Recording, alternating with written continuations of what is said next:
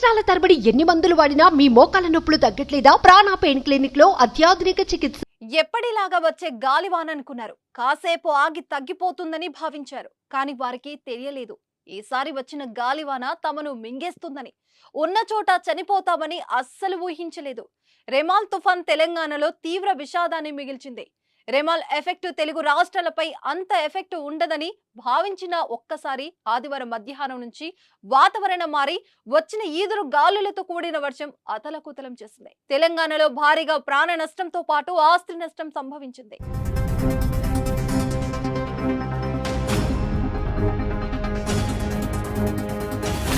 వర్ష బీభత్సానికి వేర్వేరు ప్రమాదాల్లో 14 మంది మృత్యువాత పడగా చాలా మంది గాయాల పాలయ్యారు.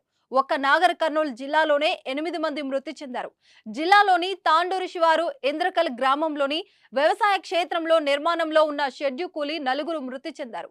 ఘటనలో మరో 4 గాయపడ్డారు. మృత్యులో తండ్రి కూతురు ఉండడంతో స్థానికంగా విషాద ఛాయలు అలుముకున్నాయి. అలాగే తెలకపల్లి మండల శివార్లో పిడుగుపడి లక్ష్మణ్ అనే 13 ఏండ్ల బాలుడు చనిపోయాడు. తిమ్మాజిపేట మండలం మారేపల్లిలో వ్యవసాయ క్షేత్రం వద్ద పొలం పనులు చేస్తున్న కుమ్మారి వెంకటయ్య అనే రైతు మృతి చెందాడు. రేకుల షెడ్డు ఈటకపడి మరో వ్యక్తి విగత జీవిగా మారాడు. గాయపడ్డ వారితో పాటు మృతదేహాలను నాగర్ కర్నూలు జిల్లా ప్రభుత్వ ఆసుపత్రికి తరలించారు.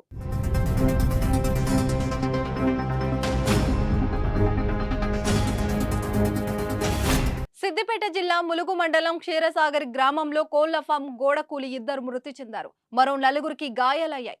మేడ్చల్ జిల్లా కీసర మండలంలో చెట్టు విరిగి బైక్ పై పడడంతో ఒకరు అక్కడికక్కడే మృతి చెందగా ఆసుపత్రిలో చికిత్స పొందుతూ మరొకరు చనిపోయారు.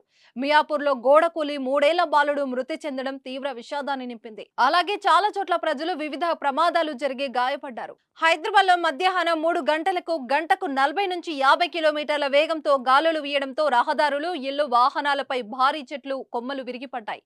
బహుళ అంతస్తులపై ఏర్పాటు చేసిన పలు హోర్డింగ్లు, సెల్వర్లు పడిపోయాయి. ఇళ్లపై రేకులు ఎగిరిపోయాయి. కొద్దిసేపటికి గాలులకు భారీ వర్షం తోడవడంతో ప్రజలు వణికిపోయారు. మరోవైపు కుండపోత వర్షం అన్నదాతో కన్నీళ్లు పెట్టించింది.